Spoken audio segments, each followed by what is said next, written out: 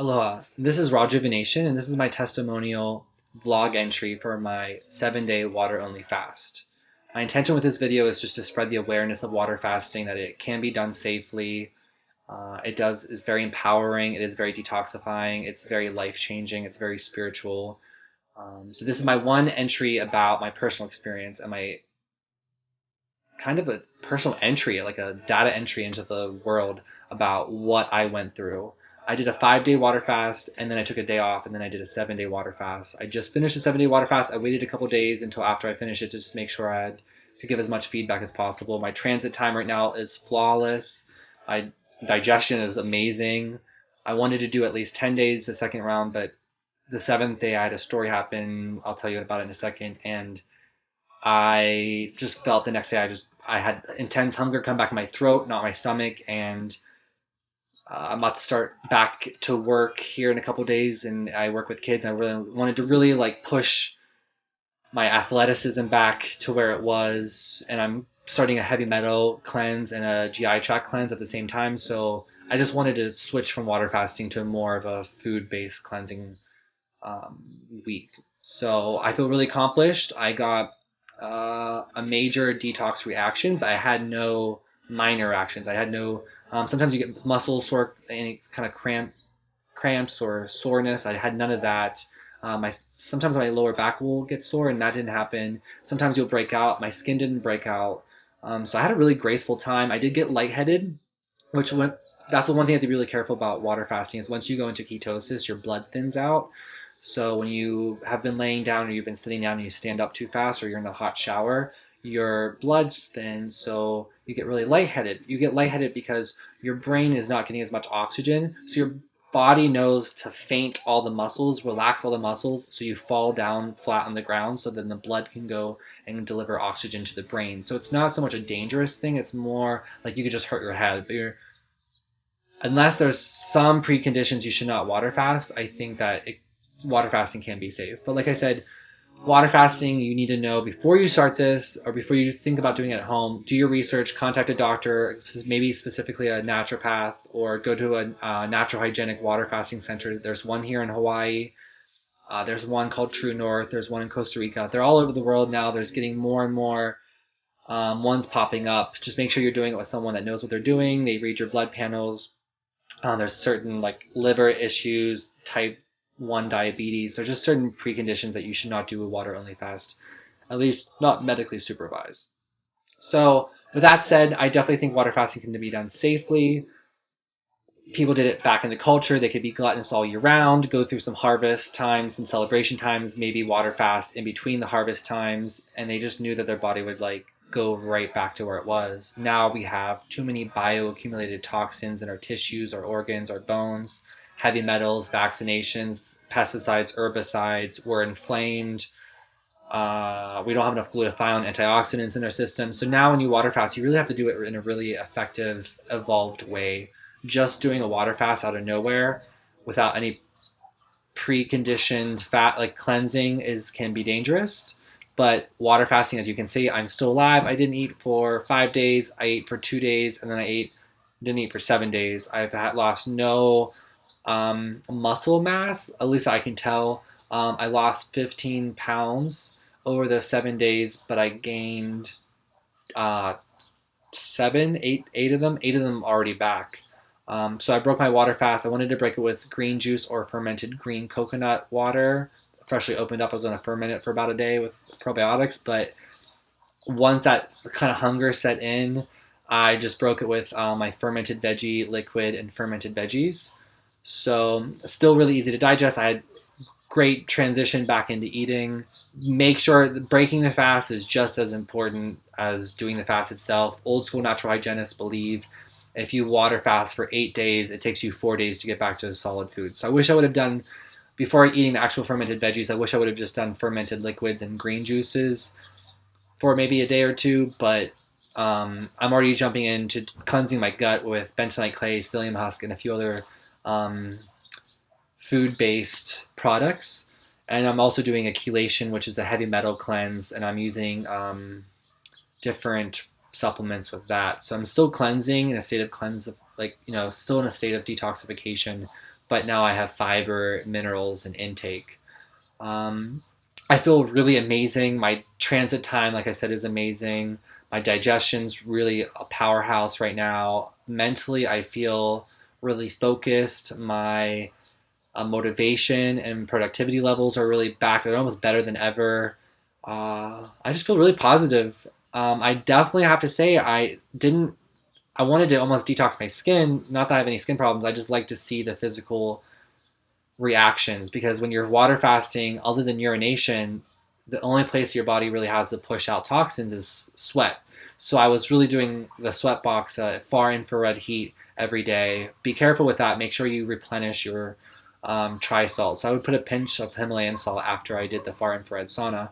But and just be careful when you're water fasting. You want to be supervised. But I did, since I've done so many, I did 9 previous water fasts over 2 days. I wanted to push myself with anti-parasitic protocols. I live a very anti-parasitic lifestyle. I don't eat meat. I don't eat dairy. I don't eat sugar. I don't eat gluten. I live a very low glycemic, barely any fruit, high fermented, high ketogenic, high alkalizing, raw vegan lifestyle. I wash all my produce. I keep my fingernails short. I put iodine underneath my fingernails. I soak my hands and my feet in bentonite clay, food grade hydrogen peroxide, sometimes vodka.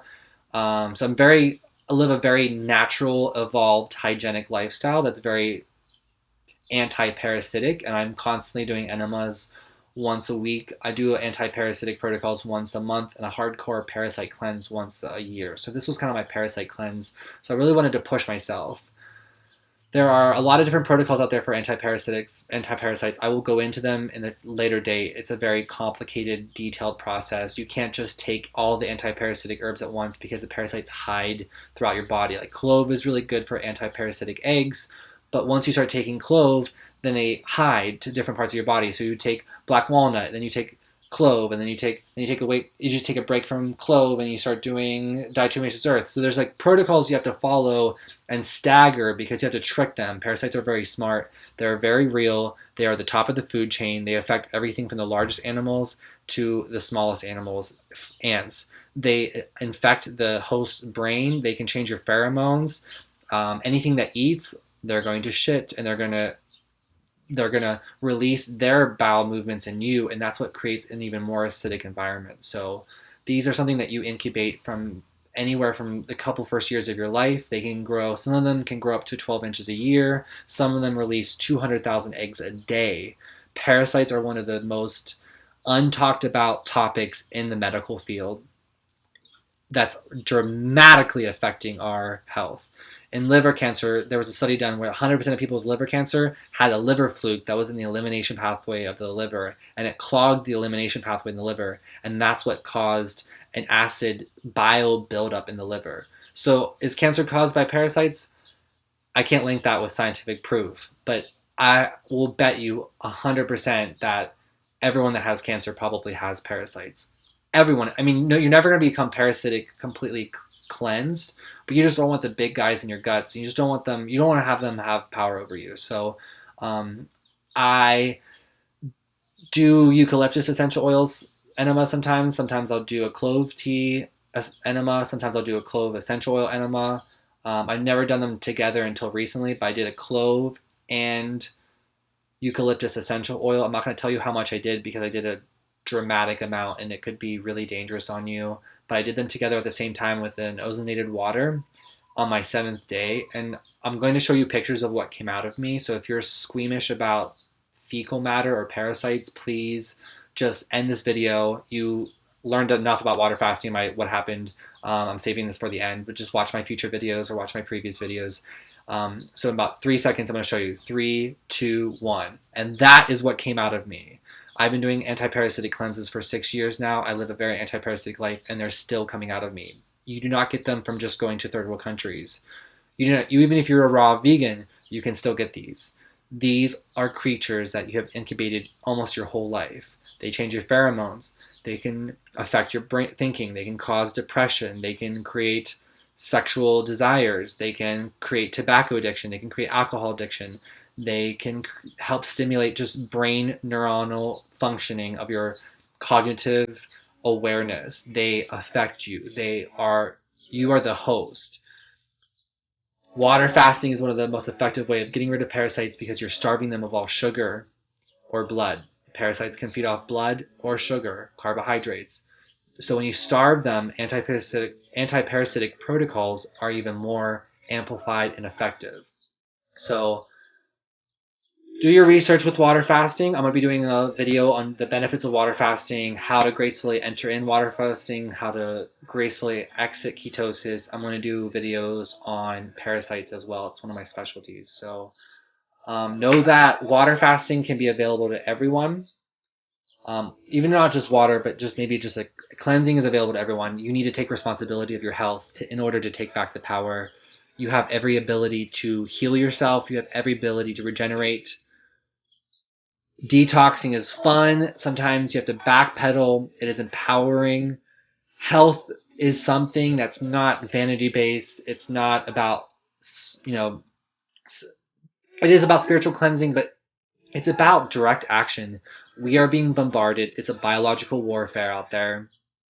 Even going to a health food store, half the shit is not real.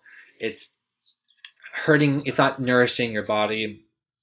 Natural hygiene, my version of natural hygiene, my constant evolving approach to natural hygiene is about the integrity of keeping this temple clean. It's about saying that I have the authority over my health. It's the saying that I care about my body. I care about the future. I care about the earth.